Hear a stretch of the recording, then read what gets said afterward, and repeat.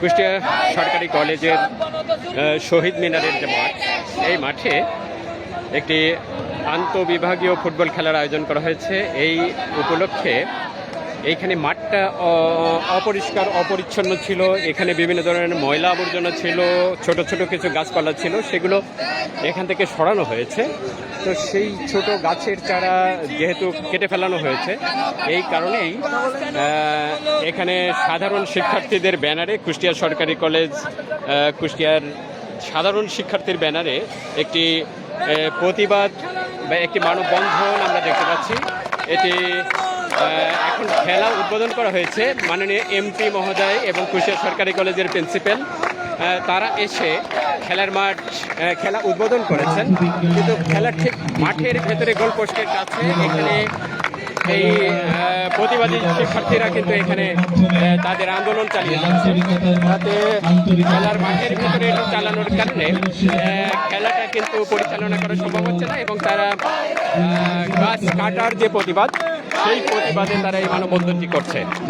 এখন খেলার কি অবস্থা হবে আমি জানি না, খেলার কি অবস্থা হবে, খেলা আদৌ হতে পারবে কিনা। সভাপতি আহ্বায়ক মহোদয় কুষ্টিয়া সরকারি কলেজের বিভিন্ন বিভাগীয় প্রধানগণ, আপনারা কি খেলাটা এই মাঠে হতে দিতে চাচ্ছেন না? অনুষ্ঠান উপভোগ করছে কুষ্টিয়া সরকারি কলেজের। এখানে খেলা হবে না তাই বলছেন? আমাদের কথা হচ্ছে আচ্ছা, শহীদ মিনার আছে এবং চারিদিকে একাডেমিক ভবন। ভাই একটু কাছে আসুন, একটু কাছে।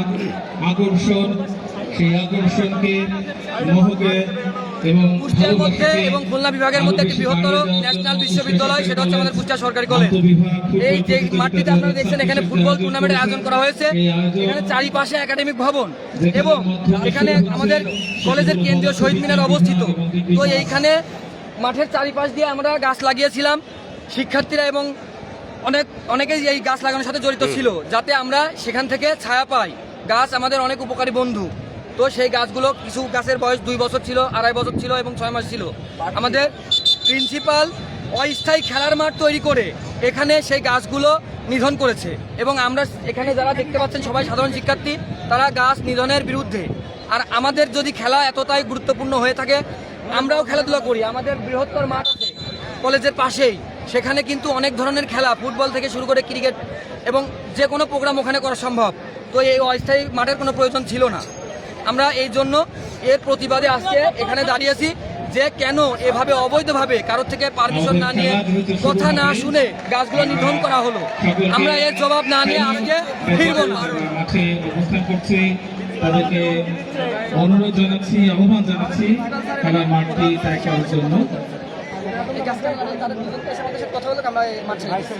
ভাই স্যার না, প্রধান অতিথি এবং বিশেষ অতিথি আমাদের বাউন্ডারি লাইনের পাশে অবস্থান করলে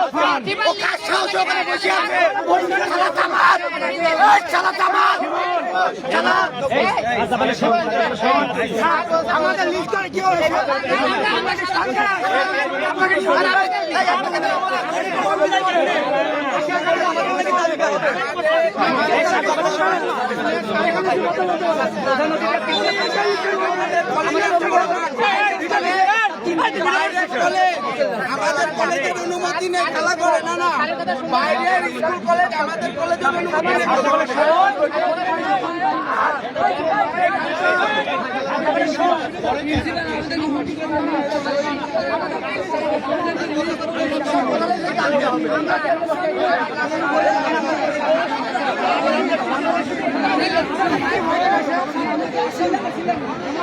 আমাদের গভর্নমেন্ট আমাদের